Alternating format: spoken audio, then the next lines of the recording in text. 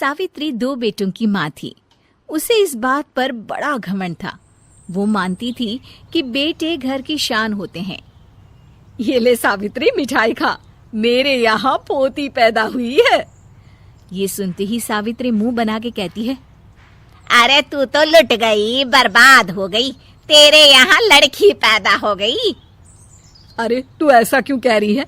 मैं तो बहुत खुश हूँ। अरे जब तेरी पोती के पीछे तुझे खर्चे पर खर्चे करने पड़ेंगे ना, तब ये तेरी सारी खुशी गम में बदल जाएगी। पहले लड़की की पढ़ाई लिखाई का खर्चा, फिर उसकी शादी का खर्चा। अरे आजकल की शादियाँ कितनी महंगी हो गई है। गहने बनाओ, लाखों रुपए पानी की तरह बह जाते हैं। लड़कियाँ तो सिर्फ खर्चा करवाने के लिए ही पैदा होती हैं। इस तरह लड़कियों के प्रति अपने विचार व्यक्त करते हुए सावित्री ममता को लंबा चौड़ा भाषण देके चली जाती है। अब तो आप लोग इस कहानी में सावित्री देवी का पात्र अच्छी तरह समझ ही गए होंगे। कुछ समय बाद सावित्री की बड़ी बहू भी एक लड़की को जन्म देती है। फिर क्या था, सावित्री पूरा आसमान सर पर उठा लेती है। हे भगवान, ये तू मुझसे किस जन्म का बदला ले रहा है? अरे मैं तो मंदिर में रोज आकर तुझसे कहती तो थी कि मुझे एक पोता चाहिए, और तूने मुझे पोती दे दी। इतनी मिठाइयाँ और प्रसाद चढ़ाने का क्या फायदा हुआ?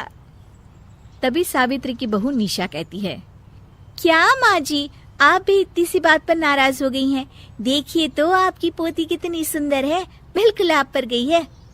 अरे चुप कर, तुझे 9 महीने इतने महंगे महंगे काजू बादाम फल फ्रूट खिलाने का फायदा क्या हुआ? मेरे तो सारे पैसे बर्बाद हो गए।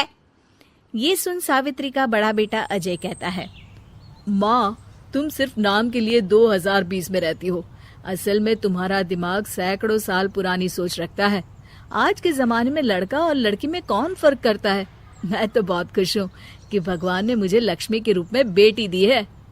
लेकिन सावित्री पर अजय की बातों का कोई असर नहीं होता। नालायक, अपनी पत्नी की जबान बोल रहा है। मेरा बड़ा बेटा तो हाथ से गया। लेकिन सावित्री देवी हार मानने वाली नहीं थी। वो पोते की चाह में अपने छोटे बेटे विजय की शादी करवा देती है। कुछ समय बाद आखिरकार वो दिन आ ही जाता है जब सावित्री की छोटी बहू गर्भवती हो जाती है। सावित्री इतनी खुश हो जाती है कि वो बच्चे के जन्म से पहले ही सारे मोहल्ले में ढिंढोरा पीटने लगती है। ये क्या सावित्री, तू तो पोते के जन्म से पहले ही मिठाई बांट रही है।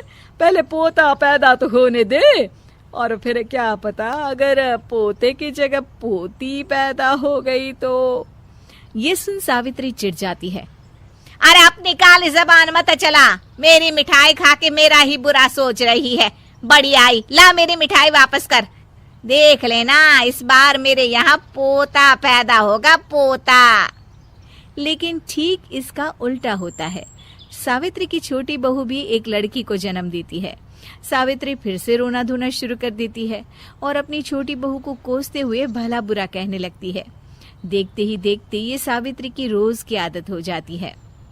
एक दिन उसकी इस आदत से परेशान होकर विजय अपने भाई अजय से कहता है, भैया, माँ खुद एक औरत होकर हमारी बेटियों को पसंद नहीं करती, उल्टा उन्हें रोज कोसती रहती है।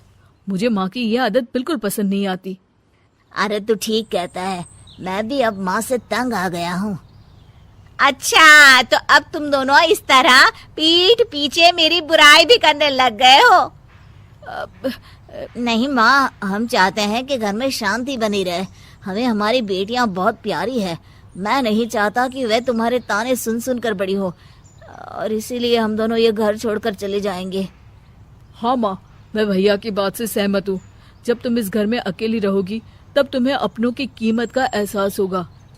अपने दोनों बेटों के मुंह से अपनी माँ के लिए इतने कठोर शब्द सुन सावित्री भावुक और रुआंसी होकर कहती है, क्या सच में तुम दोनों मुझे इस घर में अकेली छोड़कर चले जाओगे? हाँ माँ। हाँ माँ, अब पानी सर के ऊपर जा चुका है। मैं तुम दोनों के बिना नहीं रह सकती। अपनी सास के आंसू देख अजय और विजय की पत्नी अपने पतियों से लड़ पड़ती है। अरे जिसे जाना है वो जाए, मैं माँ जी को छोड़कर कहीं नहीं जाने वाली।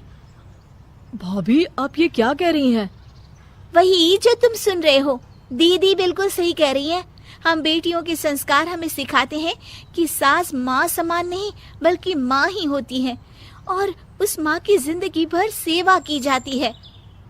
बेटे अपना फर्ज भूल सकते हैं, लेकिन बेटियां नहीं।